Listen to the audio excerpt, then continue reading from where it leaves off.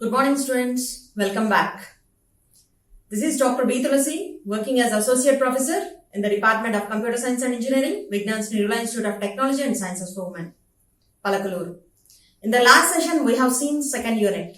The contents of the second unit are the classes and objects, the nature of the object, relationship among objects, nature of class, relationship among classes, interplay of classes and objects, identifying the classes and objects, importance of classification, key abstractions and mechanisms. These are the topics which we have covered in the Unit 2.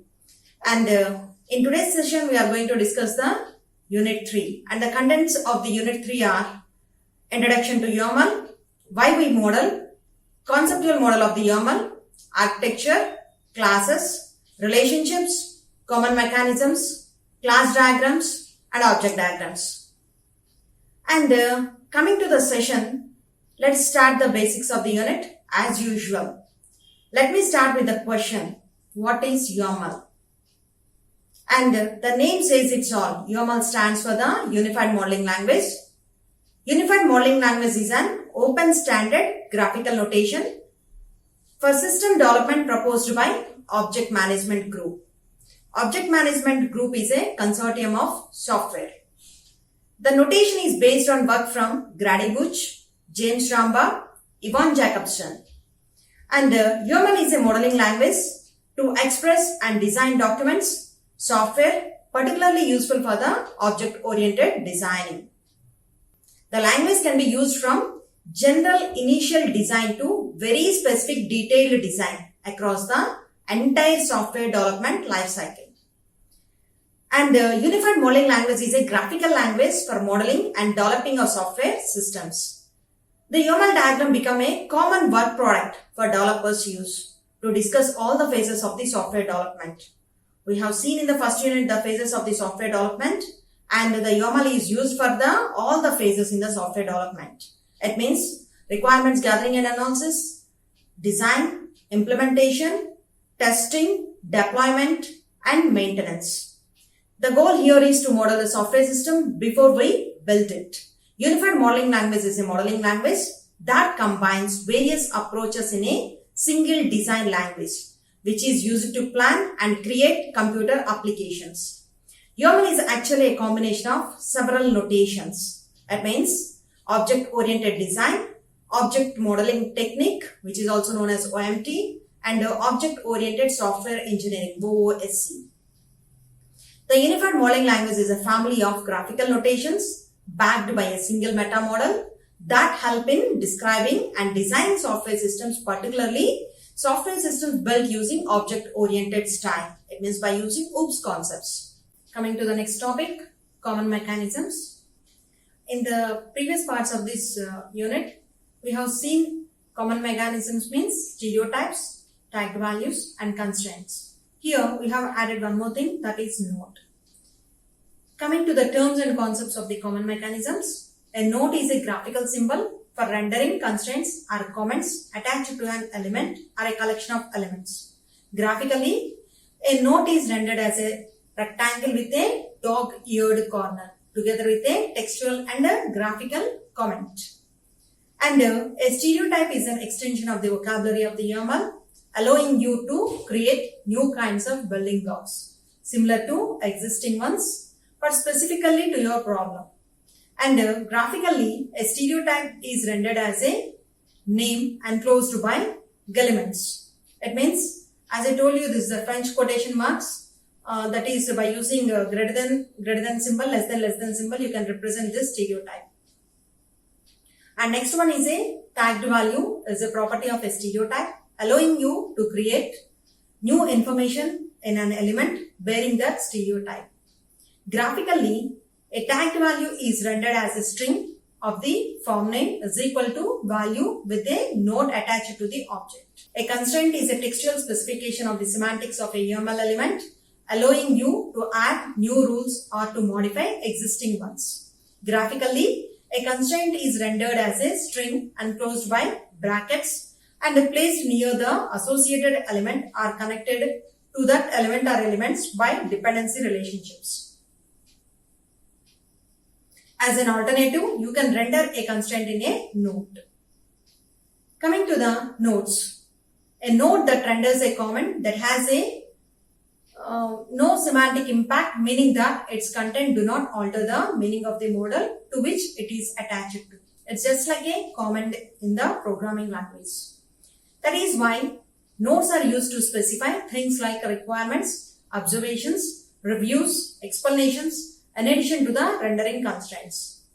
A note may contain any combination of text or graphics. If your implementation allows it, you can put a live URL inside a note or even link to or embed another document. In this way, you can use the UML to organize all the artifacts you might generate or use during the development. Here in the figure you can see few of the examples of the note. Here how the simple text is written in the note and embedded URL, or you can specify a link to the document.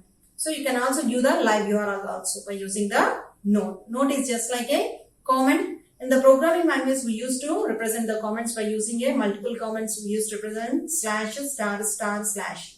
Or if you want to represent the single comments, you need to have a 2 slashes. Or if it is Python means double hash. This is how you need to represent the comments. So in the UML language, you can represent the comments by using this note symbols. Notes may be attached to more than one element by using a dependency. So other adornments which we are going to use in this common mechanisms are adornments are textual or graphical items that are added to the element's basic notation and are used to visualize details from the element specification. For example, the basic notation for an association is a line, but this may be adorned with such details as a role, multiplicity, name, etc. at the each end of the association. Adornments are nothing but the decorations. Okay. And using the UML, the general rule to follow is this. Start with the basic notation for each element and then add other adornments only as they are necessary to convey specific information that is important to your model. Then only you go for the adornments. First of all, you follow only the basic structure. If it is important, then you go for the adornments.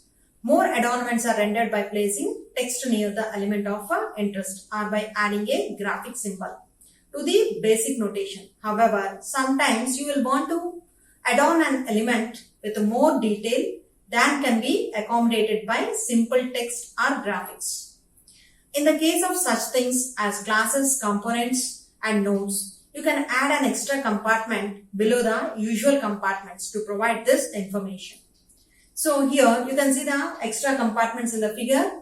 If, for example, if you have considered the node, here client having anonymous compartment for specifying some specifications, or here class having some extra compartment. So this is how you need to specify the extra compartments. Next one is, these are the special adornments. Next one is stereotype. The UML provides a language for structural things, behavioral things, grouping things and notational things. These 4 basic kinds of things addressed the overwhelming majority of the systems you will need to model. However, sometimes you will want to introduce new things that speak the vocabulary of your domain and look like primitive building blocks. A stereotype is not the same as a parent class in the parent-child generalization relationship. Rather, you can think of the stereotype as a meta type because each one creates the equivalent of the new class in the UML's meta model. For example, if you are modeling a business process, you will want to introduce things like workers, documents and policies. Similarly, if you are following a development process such as the rational unified process, you will want to model using boundary, control and entity classes. That is where the real value of stereotype comes in. When you stereotype an element such as a node or a class, you are in effect extending the UML by creating a new building block, just like an existing one, but with its own special modeling properties. Each stereotype may provide its own set of tagged values. Semantics, it means it can provide its own constraints, and notation, it means it can provide its own icon. In its simplest form, a stereotype is rendered as a name enclosed by elements. So this is the French form I told you earlier, and placed above the name of the another element. So you can see in the figure, here we are having some stereotypes, exception, underflow, RLs, accounting means subsystem. These are some of the named stereotypes. Are named stereotypes with icons. It means humidity sensor, stereotype element as an icon. This is how you can represent the stereotypes.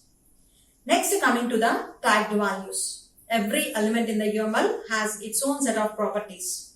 Classes have names, attributes, and operations. Association have names and 2 or more ends, each with its own properties and so on. With stereotypes, you can add a new thing to the UML. The tagged values, you can add new properties to the stereotype. It means if you see the figure shown in the PPT, it shows to specify the required capacity of a server class or required that one kind of server be used in a given system. It means if you see the stereotype definition, for server you can specify it as a stereotype. And class also, meta class. Here, these are some of the, here in the below you can see the tagged values. You can tag some definition or a stereotype constraints you can be specified. This is how you can specify the stereotype and the tag definitions. Next, coming to the tagged values are placed in a node attached to the affected element.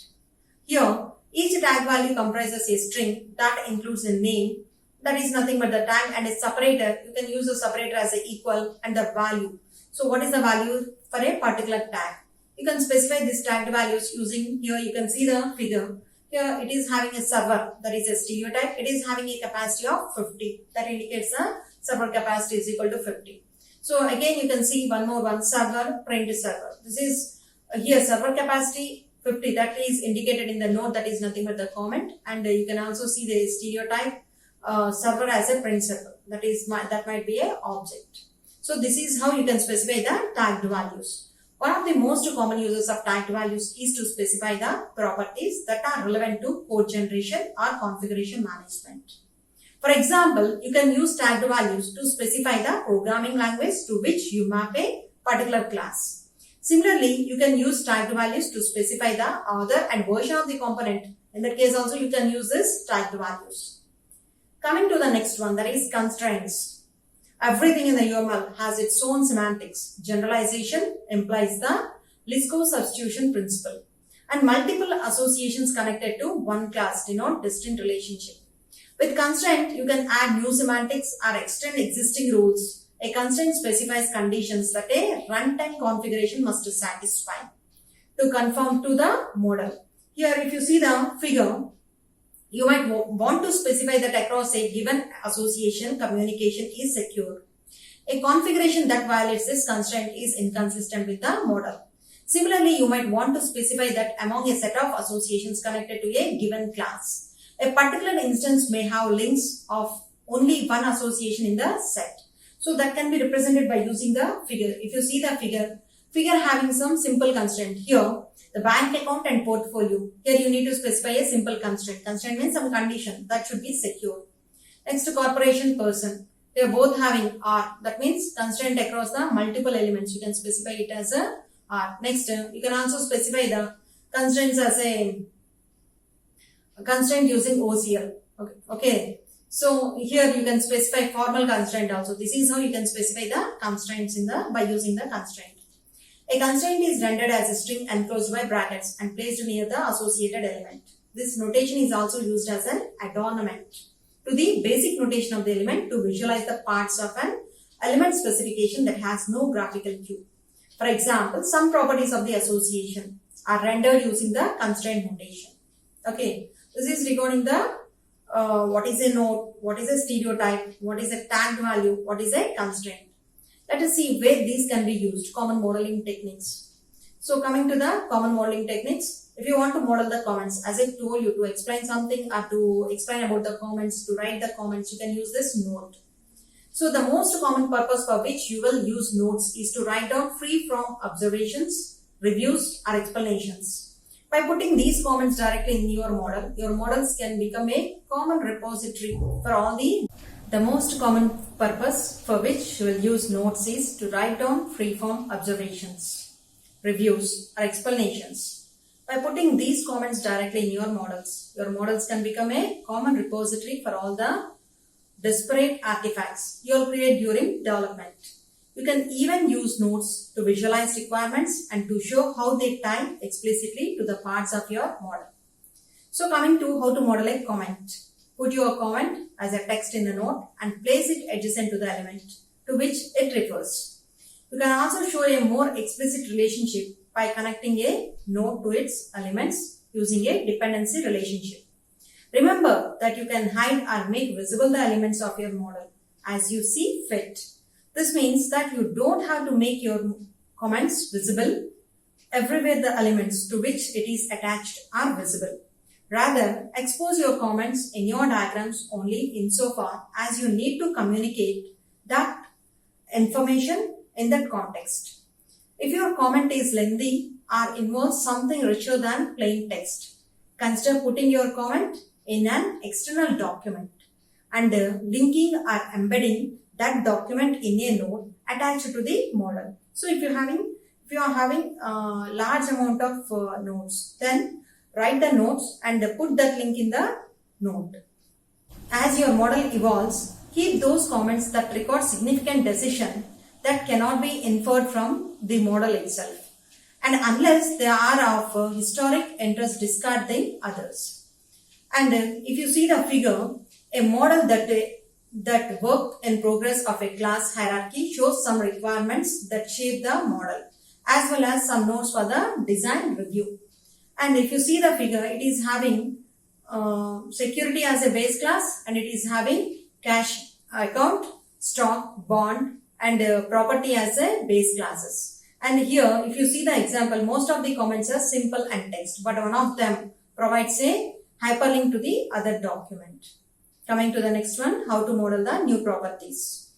The basic properties of the UML's building blocks, attributes and operations per classes. The contents of package and so on are generic enough to address most of the things you will want to model. However, if you want to extend the properties of these building blocks, you need to define stereotypes and tagged values.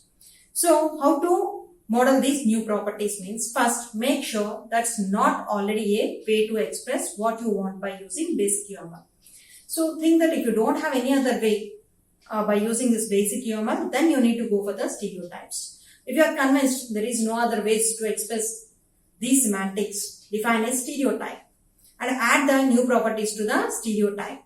The rules of generalization apply tagged values defined for one kind of stereotype apply to its children. For example, suppose you want to tie the models you create to your project's configuration management system.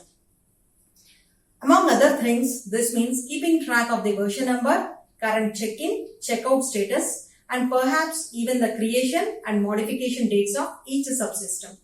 Because this is the process-specific information. It is not a basic part of the UML.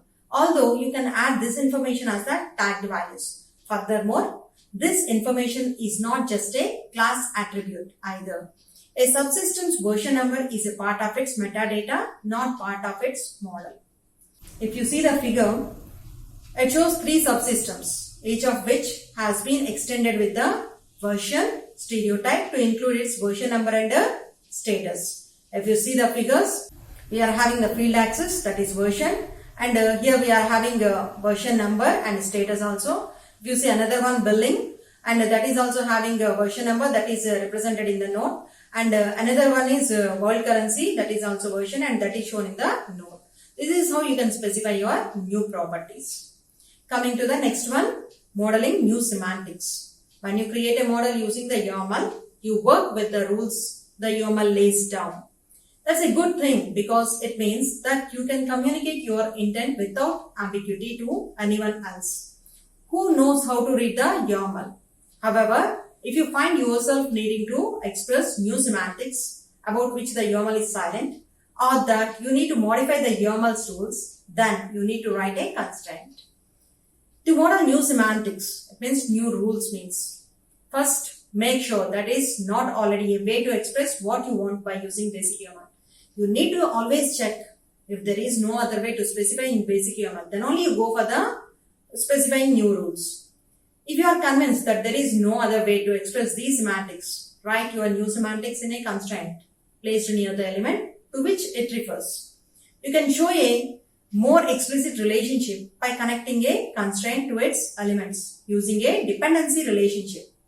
If you need to specify your semantics more precisely and formally, write your new semantics using OCL. Here OCL means Object Constraint Language. Here if you see the figure, a small part of the corporate human resources system. It means a person and team. Okay. So member and captain. Who is going to the member? Who is going to be the captain? So here we are specifying some rules. Captain must be member of a team. So that is the rule which we are specifying. That can be shown by using the this constraint that is specified in the note. This is how you need to specify the new semantics. This diagram shows that each person may be a member of 0 or more teams, and that each team must have at least one person as a member. This diagram goes on to indicate that each team must have exactly one person as the captain, and every person may be the captain of 0 or more teams. All of these semantics can be expressed by using this simple UML. This is regarding the nodes, tagged values, stereotypes and constraints, and how to implement those by using common modeling techniques. And I want to give some more hints how to use this in a better way. So when you add on a model with nodes, use nodes only for those requirements, observations, reviews and explanations that you can't express simply or meaningfully using existing feature of the UML. Use nodes as a kind of electronic sticky notes to keep track of your work in progress. Okay, just like a comments, a documentation regarding your work. When you draw nodes, don't clutter your models with a large blocks of comments. Rather, if you really need a long comment, use nodes as a placeholder to link to our embedded document that contains the full comment. It means write your full comment and that link is specified in the nodes format. When you extend a model with the stereotypes, tagged values and constraints, standardize on a small set of stereotypes, tagged values and constraints to use on your project and avoid letting individual developers create lots of new extensions. Choose short, meaningful names for your stereotypes and tagged values. Where precision can be relaxed, use free-form text for specifying constraint. If you need more rigor, we use the object constraint language to write constraint expressions. When you draw a stereotype, tagged value or constraint, use graphical stereotypes sparingly. You can totally change the basic notation of the YAML with stereotypes, but in so doing, you will make it impossible for anyone else to understand your models. Consider using simple color or shading for graphical stereotypes as well as more complicated icons. Simple notations are generally the best and even the most stable visual cues can go a long way in communicating meaning. This is regarding the common mechanisms. In this we have gone through the nodes, stereotypes, constraints and tagged values. And we have seen the common modeling techniques, how to use these nodes and how to use these tagged values, stereotypes and constraints in a better way. This is regarding common mechanisms. We have covered all the topics of Unit 3 and let's have a quick recap what we have seen in this Unit 3. In this unit we have discussed about what is UML. The UML is a language for visualizing, specifying, constructing documentation. Why use UML? What is the main purpose of using UML? What is a model? A model is a simplification of reality. Why do we model? And what UML is not? Objectives of the UML, history of the UML. We have seen the principles of the modeling. In that we have seen 4 points. Next we have seen the object-oriented modeling. The two most common ways are from an arithmetic perspective and from an object-oriented perspective. That's what we have discussed here. A conceptual model of the UML. Here we have discussed about the building blocks of the UML. In the building blocks of the UML, we have seen the vocabulary of the UML encompasses 3 kinds of building blocks. Those are things, relationships and diagrams. And coming to the conceptual model, we have seen the building blocks and the rules and common mechanisms. We have seen the architecture of the UML, and this we have seen about the 5 views of the architecture. And next we have seen the software development life cycle, and this we have seen about the 4 phases inception, elaboration, construction and transition. And we have seen about the workflows also.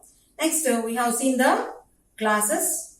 In the classes, we have seen about the attributes, operations and responsibilities.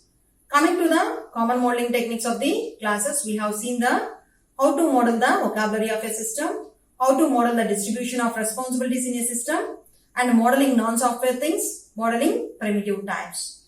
This is what we have discussed in the classes. Next, we have seen the relationships. In the relationships, we have discussed about the dependency, generalization, and association relationships. And we have seen the common modeling techniques. In the common modeling techniques, we have seen about the modeling simple dependencies, modeling single inheritance, modeling structural relationships, and creating web of relationships. This is what we have discussed in the relationships chapter. And coming to the common mechanisms, in this we have discussed about the nodes, stereotypes, tagged values and constraints.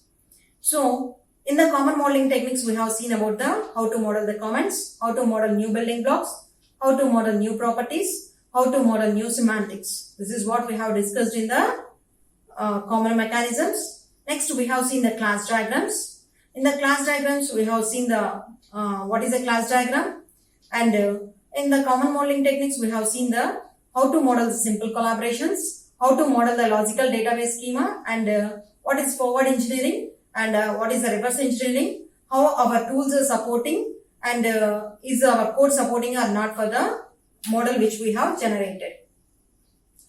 Next, we have seen the object diagrams. In the object diagrams, we have seen about what is an object diagram, and next in the common modeling techniques, we have seen to model the object structure. Next, we have seen the same what we have studied in the class diagrams also, that is nothing but forward and reverse engineering. For all these chapters, we have seen the tips we need to follow while modeling a system. And coming to the next part, which is very interesting part, that is quiz. So, in the quiz, what type of relationship is represented by shape, class and square? If you see the figure, it is having 4 options: realization, generalization, aggregation and dependency. So, find out the answer. If you see it clearly, you can see as generalization. Next one is, which diagram in UML shows a complete or partial view of the structure of a model system at a specified time? So here we are having 4 types of diagrams: sequence diagram, collaboration diagram, class diagram, object diagram. For this specified time, it means instance. For instance, we need to use this object diagram. Which of the following is the building block of UML? So, coming to this, things, relationship, diagrams, all of the mentioned. We know that conceptual model of the UML consists of building blocks of the UML, rules and common mechanisms. Coming to the building blocks, here we are having things, relationships and diagrams. So the answer is all of the mentioned. Next, classes and interfaces are part of structural things, behavioral things, grouping things, annotational things. The answer is structural things. What is the physical element that exists at runtime in UML? The options are node, interface, and activity, none of them mentioned.